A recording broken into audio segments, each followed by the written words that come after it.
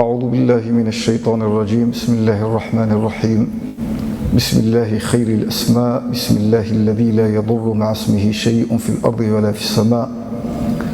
الحمد لله رب العالمين حمدا كثيرا طيبا مباركا فيه يوافي نعمه ويكافئ مزيده، حمدا كثيرا طيبا مباركا فيه يليق بجلال وجهه وبعظيم سلطانه. ونشهد أن لا إله إلا الله وحده لا شريك له، له الملك وله الحمد يحيي ويميت وهو الحي الذي لا يموت بيده الخير وهو على كل شيء قدير. ونشهد أن سيدنا وحبيبنا وقدوتنا محمد رسول الله صلى الله عليه وعلى آله وأصحابه وعلى أزواجه وأنصاره وعلى إخوانه وأتباعه إلى يوم أن يردوا عليه الحوض غير مبدلين ولا مغيرين. السلام عليكم ورحمة الله وبركاته. يستمر حديثنا بحول الله تبارك وتعالى وحسن عونه في دروس التفسير، تفسير القرآن العظيم، وما زلنا مع سورة البقرة دائما، وأوشكنا على أن نصل إلى الحزب الثالث، يعني في أخريات الحزب الثاني. وعند درس من دروس أو آيات من الآيات التي تتضمن أحكاما شرعية فلها الشق الوعظي أو التفسير البياني والبلاغي كشأن كلام الله عز وجل، والشق الفقهي الشرعي ما يتعلق به من أحكام، وهي أحكام النسخ، وهو موضوع خطير وحساس ومهم، وربما يلج منه الشانئون المبغضون المحاولون إيجاد بعض الثغرات في دين الإسلام، وخاصة في أهم نبعيه وأصليه وهو القرآن العظيم. كيف يكون في القرآن وهو كلام الله عز وجل، والله يعلم الغيب ويعلم كل مراحل الإنسان والتاريخ، ومع ذلك ينزل بعض الآيات ثم يبطلها وينزل آيات أخرى، ويدخلون من هذا الباب ويحاولون تصويره بشكل فيه تهويل. وأوتوا من جهل ممزوج بحقد، وليس الجهل، لأن الجاهل يمكن أن يتعلم. الجاهل الذي لم يعرف الحقيقة تبين له الحكمة وتوضحها له فيرتفع عنه الجهل ويثبت علمه بتلك.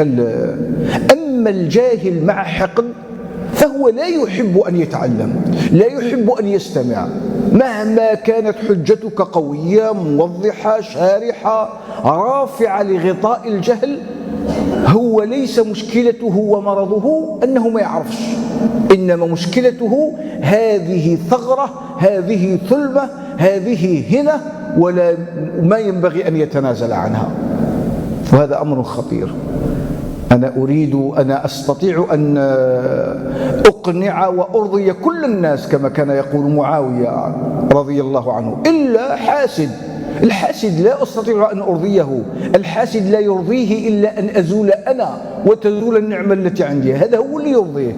وبالتالي مهما جبت له من طيب الكلام، من حسن الآداب في التعامل في الجانب العلمي كذا، لا يرضى عنك ولا يرضى أن أنت تزول. هذه هي آيات الناسخ والمنسوخ. تناولنا الآيات: ما ننسخ من آية أو ننسها نأتي بخير منها، أو ما ننسخ من آية أو ننسأها على القراءة الأخرى نأتي بخير منها أو مثلها. ألم تعلم أن الله على كل شيء قدير؟ ألم تعلم أن الله له ملك السماوات والأرض وما لكم من دون الله من ولي ولا نصير؟ أم تريدون أن تسألوا بالقراءة أو بالمعنى بل تريدون أن تسأل لكم كما سئل موسى من قبل، ومن يتبدل الكفر بالإيمان فقد ضل سواء السبيل. الجانب البلاغي، الجانب البياني أو التفسير، وبقي شرعي. لكن هناك أيضا موضوع مهم، وهو سبب ورودها، سبب نزول هذه الآيات، وهو أن اليهود لما رأوا بعض نسخ بعض الأحكام خاصة فيما كان يتعلق بهم أو ما يتعلق بمصلحة لهم. فالصحابة رضوان الله عليهم والنبي صلى الله عليه وسلم منذ مكة وهم في مكة قبل الصلوات الخمس اللي هي في الإسراء والمعراج كانوا يستقبلون بيت المقدس الشمال. لاحظ من مكة يفوتوا يثرب المدينة اللي سيكون وهي مثل مكة الآن إلى بيت المقدس إلى فلسطين الشام، يستقبلون هذه القبلة تاعهم. لكن بعد ما جاء الإسراء والمعراج وثبت 5 صلوات إلى بيت المقدس حوالي 16 شهر عام زيادة أيضا يتوجه إلى بيت المقدس، أمر أن يتوجه جنوبا عكس تماما إلى الكعبة المشرفة. ثارت طائرته فقالوا ألا يأمر الناس بشيء ثم يأمرهم بخلافه، يأمر بأن هذا حلال ثم يقول هذا حرام، هذا لا يمكن أن كيف يأمر الناس بفعل شيء ثم يأمرهم بخلاف ذلك الشيء. فأنزل الله عز وجل أن ذلك ليس لمحمد، هذا وحي يوحى ما ننسخ، نحن الله يتكلم، ما ننسخ من أو ننسها نأتي خير منها. إلى الله عز وجل بوءوا بغيظكم وحقدكم أيها اليهود. عباس رضي الله عنه أيضا روى الفخر الرازي إلى ابن عباس رضي الله عنه أن في مكة أن بعض الكفار قريش ومنهم عبد الله بن أبي أمية، هذا وليد عمته ولكن مخزومي، يعني أبوه من بني مخزوم من عائلة خالد بن الوليد وأبي جهل وغيره. فقال له يا محمد، وكان من أكثر الناس إيذاء النبي صلى الله عليه وسلم، هذا الذي أسلم قبل فتح مكة. النبي صلى الله عليه وسلم جاي من المدينة يفتح مكة، جاو زوج، واحد وليد عمه والآخر وليد عمته وما حبش يستقبله. أبو سفيان، مش أبو سفيان بن حرب المعروف، أبو سفيان هذا وليد عمه، أبو سفيان بن الحارث بن عبد المطلب، أبو سفيان بن الحارث بن عبد المطلب وليد عمه، وعبد الله بن أبي أمية. نكمل بعد الأذان إن شاء الله.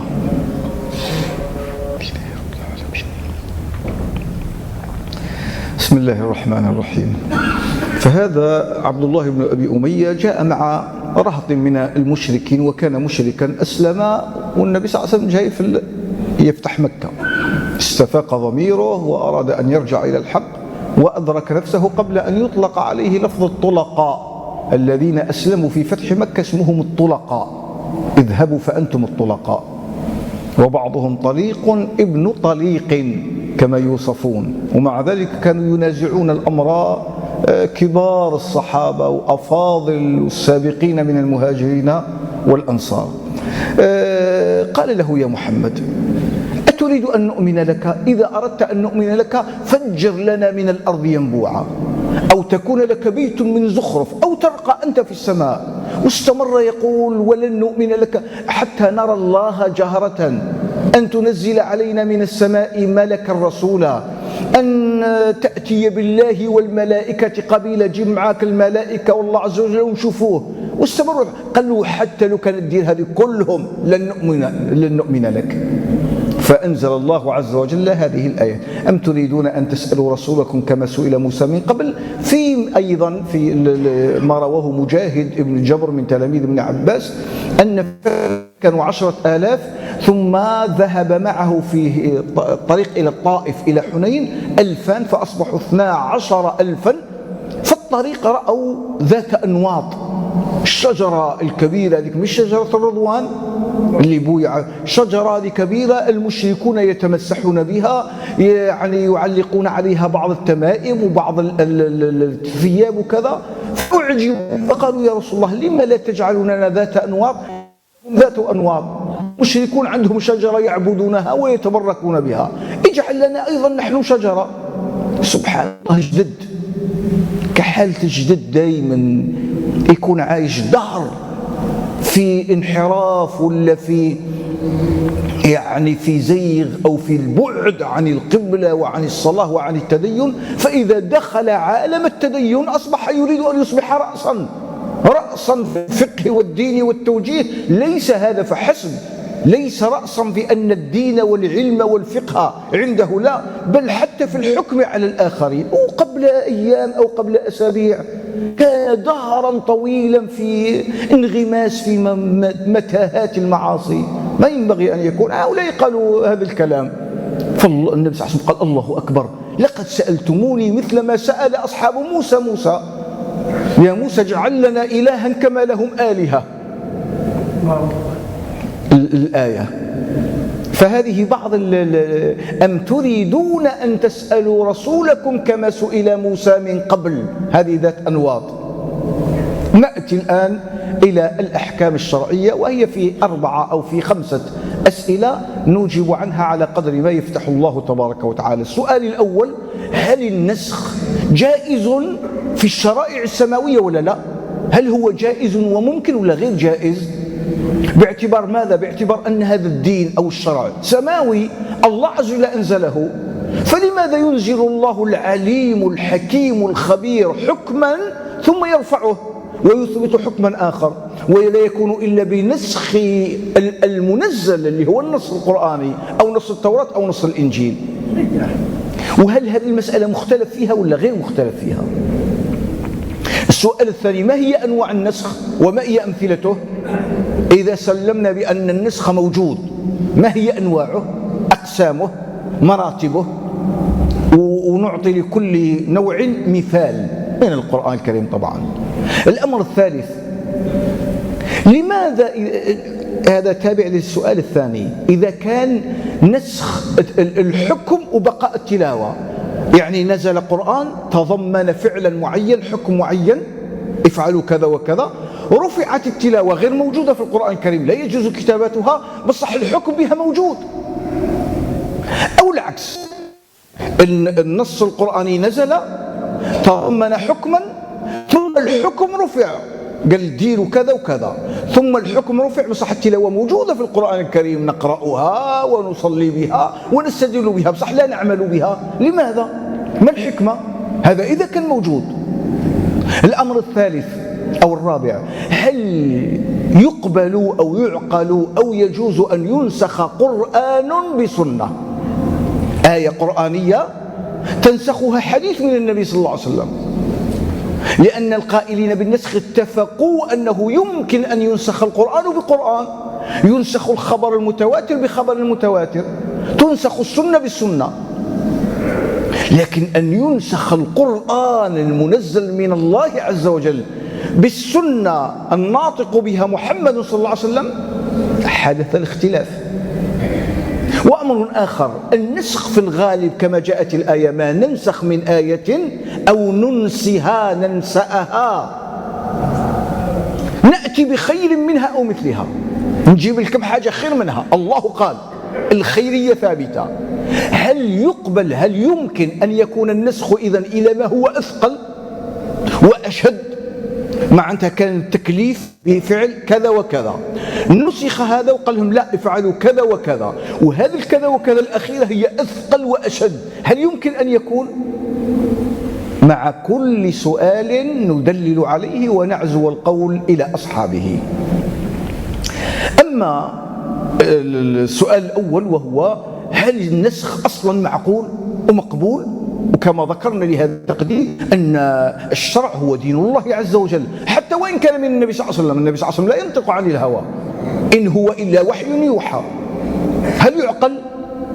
يقول الإمام الفخر الرازي والإمام أبو بكر الجصاص صاحب أحكام القرآن الكريم وهو حنفي، والإمام القرطبي في الجامع لأحكام القرآن سفر كبير وهو مالكي، فقهاء الكبار للمذاهب، قالوا بأن النسخ جائز في الشرائع السماوية، وأنه جائز عقلا وواقع سمعا.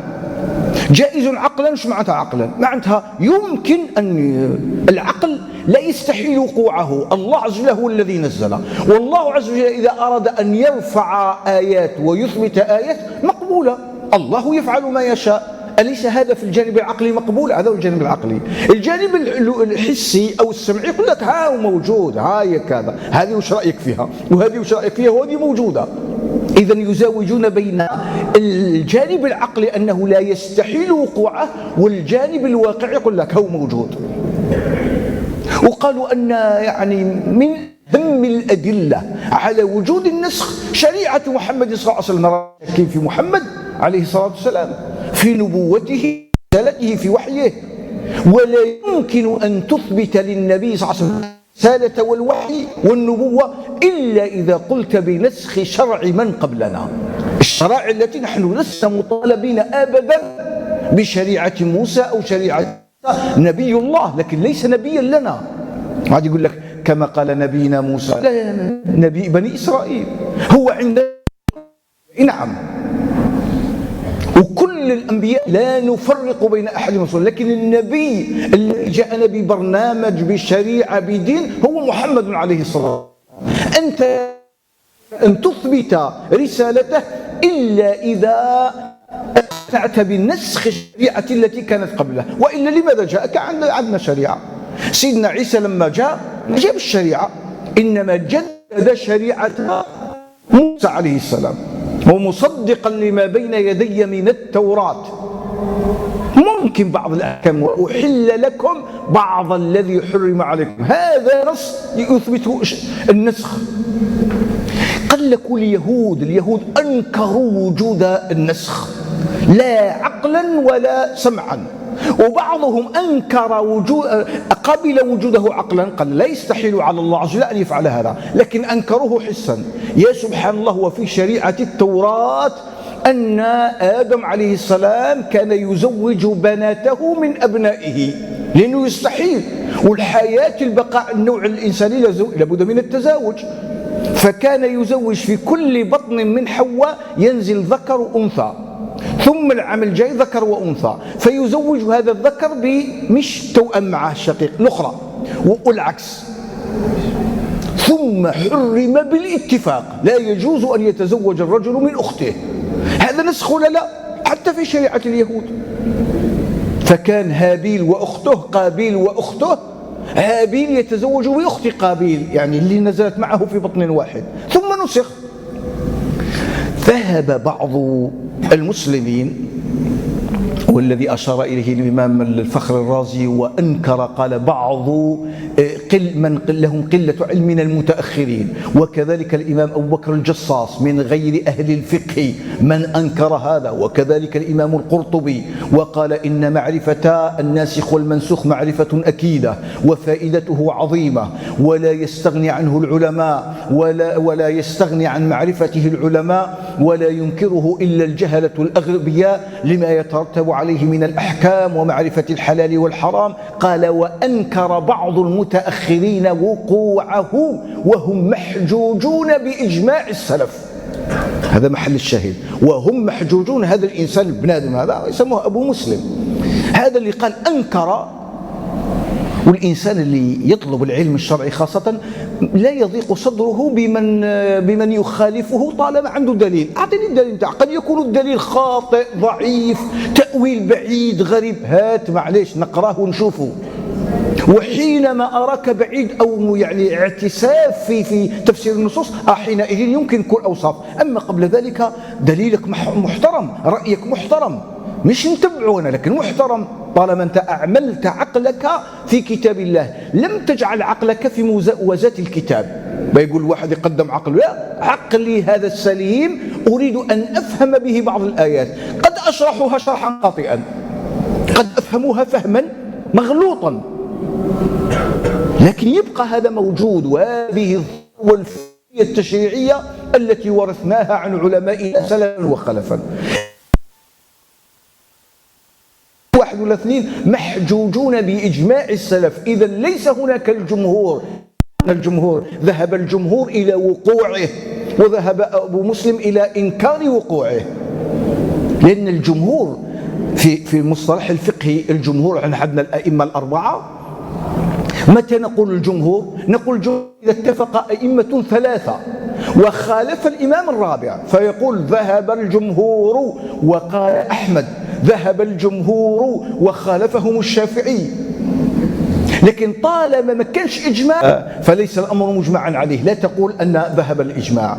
احنا عندنا حتى الإمام حنبل إذا اتفقا، اسمعها مليحة لأنها فيها جانب فقهي وجانب سلوكي، جانب شخصية المسلم.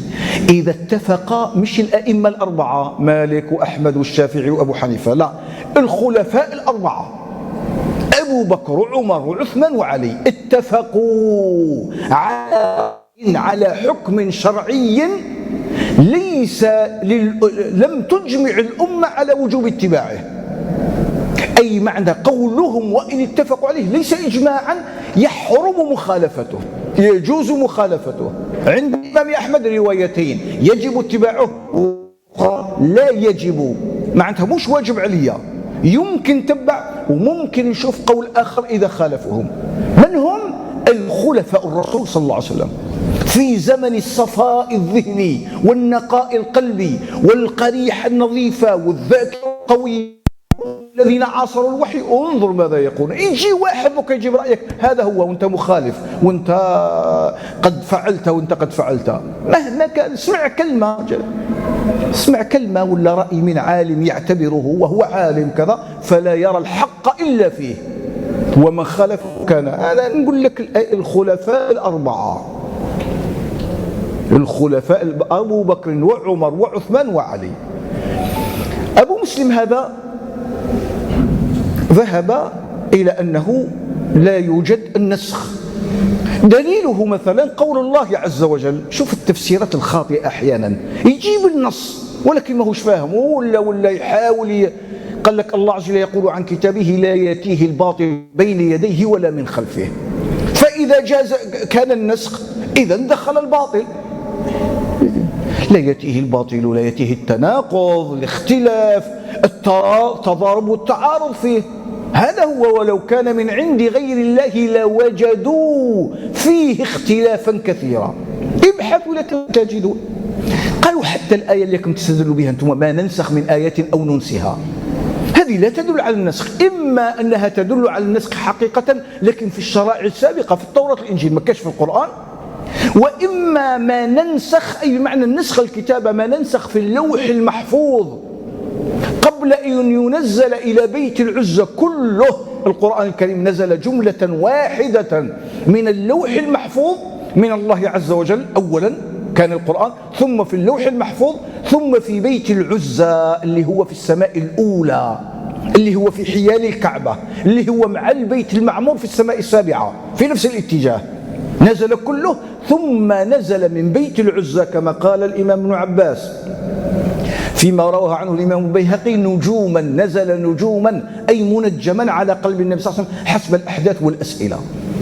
فهذا ننسخه من اللوح المحفوظ إلى بيت العزة إلى القرآن. ثم قال: حتى أسد نقولوا بالنسخ. هذه الآية لا تدل على وجود النسخ حقيقة. ما ننسخ من آية أي غاية ما تدل عليه لو جاز النسخ لكان إله ما هو خير منه. ما ننسخ من آية أو ننسها نأتي بخير منها. كأن الله عز وجل يقول: لو كان نرفع كاش آية ننسخها لكم خير منها، لكن ليس واقعا. قال: لو أن. هذا فهمه. لكن جمهور الفقهاء بل الإمام القرطبي يقول بالإجماع ناس بالغوا. المشكل اللي داروها أن بعض الناس بالغوا في النسخ وقالوا هذيك تاع آية وقاتلوا المشركين كافة كما يقاتلونكم كافة نسخت 63 آية. يا صاحبي حبيت تنحي القرآن كله. فناس بالغوا في النسخ، فجاو ناس قال لك ما كاش النسخ الكل، من تطرف إلى تطرف. لكن القول الصحيح أن القرآن النسخ موجود. الجمهور استدلوا بقوله عز وجل: ما ننسخ من آية أو ننسها نأتي بخير منها. الآية واضحة. الآية الثانية من سورة النحل: وإذا بدلنا آية مكان آية والله أعلم بما ينزل قالوا إنما أنت مفتر. قال لك الله عز وجل قال يعني الله يبدل الآية من آية، وإذا بدل آية الآيات تتضمن أحكام وتثبت، فهناك رفع وإثبات. رفع لآيات مع ما تتضمنه من أحكام، وإثبات لآيات أخرى وما تتضمنه من أحكام. ثم استدلوا بالواقع، قال لك أليس المسلمون كانوا يتوجهون إلى بيت المقدس بدليل اليهود الذين تكلموا مع السفهاء الأغبياء من المنافقين، سيقول السفهاء من الناس ما ولاهم عن قبلتهم التي كانوا عليها، كانوا إلى الجهة الشمالية يتوجهون في الصلاة إلى بيت المقدس، ثم توجهوا إلى الجهة الجنوبية في الكعبة. لماذا؟ فقالوا لا شك إذا كان من قبل صحيح، أما لا ذكره خطأ، ولا كان من قبل كان خطأ، إذا كان هذه هي صحيح، أما اللي كان عليها قبل خطأ. شوف المنطق، العبقرية الفذة، مع أن الله عز وجل قال ولله المشرق والمغرب، هو الذي وجههم من هنا وهو شاء أن يردهم منها، بدليل الآية اللي بعدها قد نرى تقلب وجهك في السماء، يدعي الله عز وجل أن يحولوا الكعبة، قد نرى تقلب وجهك في السماء فلنولينك قبلة ترضاها فولي وجهك شطر المسجد الحرام، فولي وجهك شطر المسجد الحرام بعد كان من جهة. أليس هذا نسخ؟ ثم قالوا الأدلة موجودة، لماذا نتناقش ونجادلوا في أمور نظرية فلسفية؟ روح للواقع. في الله عز وجل أمر المعتدة من وفاة اللي توفى عليها زوجها، شحال كانت العدة نتاعها؟ والذين يتوفون منكم ويذرون أزواجا وصية لأزواجهم متاعا إلى الحول، عام كامل. مش هكا نسخت بالآية ومن ذات الصورة من سورة البقرة والذين يتوفون منكم ويذرون أزواجا يتربصن بأنفسهن 4 أشهر و10. الآية موجودة، وتقول العدة تاع اللي يموت عليها راجلها عام كامل حولا إلى الحول غير إخراج، والآية الأخرى خفت إلى 10. هذا نسخ ولا لا؟ واستدلوا أيضا بآية ربما لا يصلح الاستدلال بها، قال لك في سورة الأنفال الله عز وجل أمر الثبات كي يلحق الوقت قول لي أن يثبت الواحد مقابل 10، ثم نسخت الواحد إلى مقابل 2. إن يكن منكم 20 صابرون يغلبوا 200 وإن يكن منكم 1000 يغلب وإن تكن منكم 100 صابرة يغلبوا 1000، 1 ثم قال آلان خفف الله عنكم وعلم أن فيكم ضعفا فإن يكن منكم 100 صابرة يغلبوا 200، 1 مقابل 2. وهذه في الحقيقة ليست نسخا، هذه مع السياق مع الظروف، كل ما كانت الظروف. هناك أحاديث نبوية أيضا تدل على النسخ. النبي صلى الله عليه وسلم كان يقول كنت نهيتكم عن زيارة القبور ألا فزوروها. أليس هذا نسخا؟ احنا عرفنا النسخ في الدرس السابق. شو معنى النسخ؟ أن يرفع الحكم أو الخطاب المتقدم الذي أثبت حكما بخطاب متأخر أثبت حكما غير الأول، فينسخ ويرفع ويثبت هذا. كنت نهيتكم عن زيارة القبور ألا فزوروها، رجال ولا نساء؟ وآية كان الماء من الماء أول الأمر ثم أمروا بالاغتسال. كان الماء من الماء أي كان الماء الاغتسال من الماء أي حتى ينزل، فمن أتى أهله أنزل ولم ينزل ما عليه الوضوء هذا يتوضأ. ثم نسخ إذا أتى أهله مهما كانت النتيجة الاغتسال، أنزل ولا أكسل كما يقول الفقهاء. فالماء كان من الماء أول الأمر ثم خلاص. كاين أنواع النسخ وهو نسخ التلاوة والحكم مع هذا، لا يجوز قراءته، لا تجوز كتابته، لا يجوز الاستشهاد به. روى مسلم عن عائشة رضي الله عنها أنها قالت 10 رضعات معلومات يحرمن. الأم شحال ترضع وبنتها لا تتزوج به ولا لا 10 رضعات معلومات مشبعات يحرمنا. قالت فنسخنا عائشة نسخنا ب5 رضعات معلومات يحرمنا مات رسول الله صلى الله عليه وسلم وهن مما يقرأ من القرآن. إذا نسخ. فالإمام الفخر الرازي يقول وأما الجزء الأول فمنسوخ تلاوة وحكما، مش 10 لا يجوز أن تقرأها تستدل بها على روحك بس. وأما الجزء الثاني فمنسوخ تلاوة وباق حكما، لأن حتى عائشة رضي الله عنها لما قالت الحديث في صحيح مسلم مات رسول الله وهن مما يقرأ من القرآن، إما المعنى قارب الوفاة، نقول كي توفى قبل ما يتوفى كان موجود، أو توفى وهي موجودة، كأنها تبين باللي خلاص قريب، أو رفعت تلاوتها وبقي حكمها، ولا أن يرفع التلاوة ويبقى الحكم، تنسخ التلاوة ويبقى الحكم، من بينها مما يروى إذا صح ولا مش صح، وإن كان في صياغته اللغوية هذه مش قرآن، الله أعلم.